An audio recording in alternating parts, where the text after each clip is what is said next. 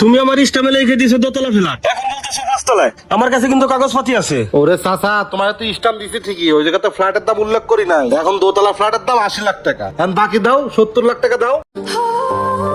শামিম, ক পাঁচতলা চারটা তো এই সপ্তাহে ঢালাই দেওয়া লাগবে, বুঝছো? এখন ব্যাংকের অ্যাকাউন্টে টাকা পয়সা যা ছিল সবই তো শেষ।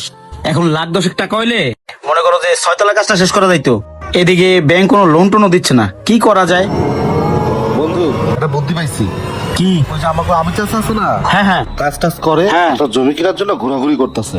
আপাতত ওর থেকে লাখ দশেক টাকা নিয়ে বিল্ডিং এর কাজটা শেষ করি, পরে বোঝা যাবে না। হ তুই হেরে দেয় বুঝা যে সব জমি টমি নিলে কিচ্ছু হবো না। এটা ফ্ল্যাট না, নগদে ফ্ল্যাট উঠে দেবে, বুঝো না? হ্যাঁ, মনে হয় দোকানে আছে, তাহলে আমি এখানে খুঁজে বের করি। হ্যাঁ আচ্ছা আচ্ছা, ওঠো চাচা, আসো। এই দেখো, এই পাশের ফ্ল্যাটটা আর ওই পাশের ফ্ল্যাটটা এটাই খালি আছে। দেখো, তুমি বলে জমি কিনবা, জমি না কিনে একটা ফ্ল্যাট কিনো, তোমারে দিয়ে উদ্বোধন করুন। ও বাবা, এত টাকা তো আমার কাছে নাই। আমি ভাবছি ছোট একটু জমি কিনবো, ওখানে টিন সেট বাড়ি করবো, আরামসে থাকবো বাবা।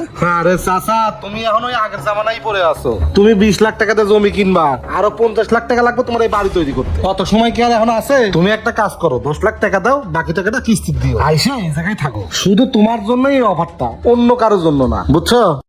বাকি টাকা কিস্তিতে না? হ্যাঁ, কিস্তি দিলেই হইবে।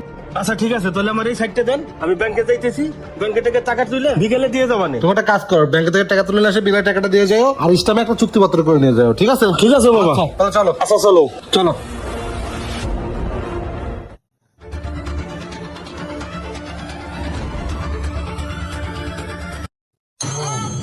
কিরে, কি খবর? বন্ধু, তোর তো গিলছে, কিন্তু এখন টেনশন করতেছে কি, বিল্ডিং করার পর যদি ঝামেলা করে কোনো। দূর বেড়ে হলো মূর্খ মানুষ, কি বলে ঝামেলা করবো? শোন, একটা 2 নম্বর স্ট্যাম্প করে টাকাটা কোনো রকম নেই, কাজটা শেষ করে ফেলাই, টাকা কম দেবো কিছু। স্ট্যাম্প করে তারপর টাকা দিয়ে যাবো। হ্যাঁ, তাহলে কালকে থেকে শুরু করি। হ্যাঁ তাহলে তুই এক কাজ কর, কন্ট্রাক্টর একটা ফোন দে। হ্যাঁ, এই শোন, কালকে সকাল সকাল তোর পোলাপান নিয়ে চলে আস, কালকে 5 তলা ছাদ ঢালাই দিমু। হ্যাঁ হ্যাঁ, কিছু টাকা অ্যারেঞ্জ করছি তো, 6 তলা কাজটা ধরে ফেলাম। ঠিক আছে, তাহলে আয় পড়িস। আচ্ছা চল।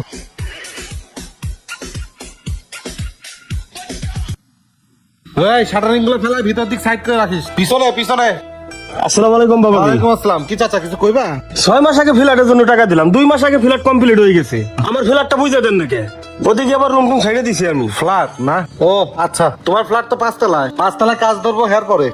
কে বাবা, তুমি না আমার দোতলায় দেখাইলা? ওরে বাজান, দোতলা যে ফ্ল্যাটের দাম হেতে তো তুমি দিতে পারবা না, তুমি ওই 5 তলাই নিও। আর শোনো, তুমি ওই যে 10 লাখ টাকা দিছিলে না, আর ওই বাকি 40 লাখ টাকা 2 মাসের মধ্যে দেওয়ার চেষ্টা করো, আমি আবার 5 তলার কাছে কাজ ধরবো, বুঝছো? তুমি আমার ইস্টামে লিখে দিছো দোতলা ফ্ল্যাট, এখন বলতেছো পাঁচতলায়। আমার কাছে কিন্তু কাগজপাতি আছে। ওরে চাচা, তোমার তো স্টাম্প দিছি ঠিকই, ওই জায়গাতে ফ্ল্যাটের দাম উল্লেখ করি নাই। এখন দোতলা ফ্ল্যাটের দাম 80 লাখ টাকা, এখন বাকি দাও 70 লাখ টাকা দাও।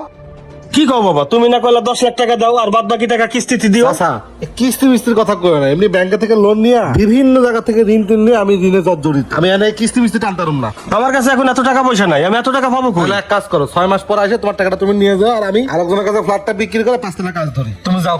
কি কও, 6 মাস আগে টাকা দিলাম, মানে কইতেছো 6 মাস পরে টাকা নিবো? এটা কি কথার মতন কথা কইলা? তুমি 10 লাখ টাকাতে ফ্ল্যাট মারাইতেছো, এটা 3 সেট রুম ভাড়া করে তারপর থাও, যাও যাও যাও যাও। 10 লাখ টাকাতে ফ্ল্যাট মারাইতেছে, এই তাড়াতাড়ি কাজ কর।